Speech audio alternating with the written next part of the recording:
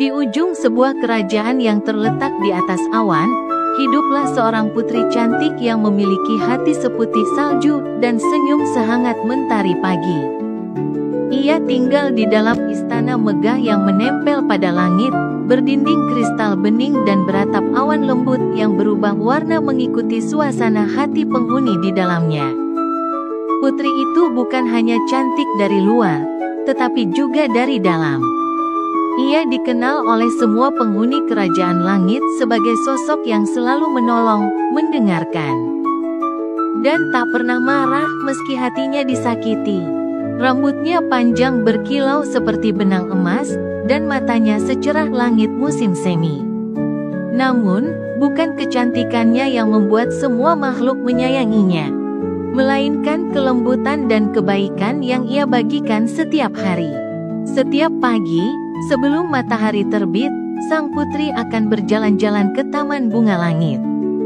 Di sana, ia menyiram bunga-bunga dengan embun dari kendi kristal dan menyanyikan lagu-lagu lembut yang membuat kelopak-kelopak bunga menari. Burung-burung kecil yang berbulu warna-warni akan terbang mendekat, hinggap di bahunya, dan ikut bernyanyi bersama.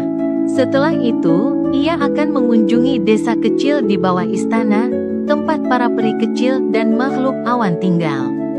Ia membawa roti madu hangat, selimut dari kapas langit, dan boneka-boneka kecil yang ia jahit sendiri. Bila ada peri yang terluka atau awan yang kehilangan bentuknya karena badai, sang putri akan membisikkan mantra penyembuh dari kitab tua yang diwariskan oleh ibunya. Mantra itu bukanlah sihir yang besar dan mencolok, tetapi penuh kasih sayang dan kelembutan. Suatu hari, langit menjadi gelap, dan badai datang tanpa diduga. Angin kencang mengoyak taman bunga, dan petir menyambar ujung istana. Para penghuni langit panik dan mencari tempat berlindung. Tapi sang putri tidak berlari.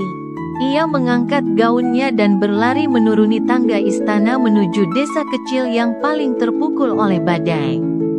Di sana, ia menemukan rumah-rumah rusak dan makhluk-makhluk kecil yang ketakutan. Tanpa ragu, ia memeluk mereka satu persatu, memberikan kehangatan dari pelukan dan senyumannya.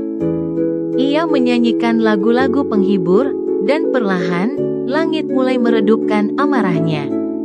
Badai mereda, dan hujan berubah menjadi titik-titik embun manis yang menyuburkan kembali taman-taman yang rusak.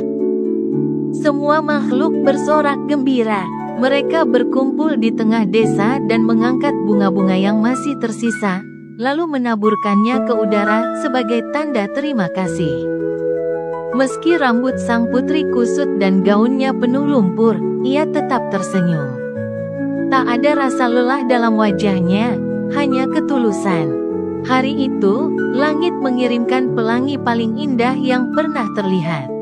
Warna-warnanya memantul di dinding istana dan menyatu menjadi cahaya hangat yang menyelimuti semua penjuru kerajaan.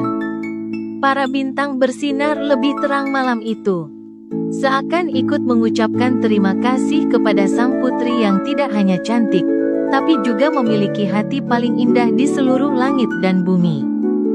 Dan sejak hari itu, semua anak awan, peri kecil, dan burung langit diajarkan satu hal penting, bahwa kecantikan sejati bukan hanya dari rupa, tapi dari cinta yang diberikan tanpa pamrih.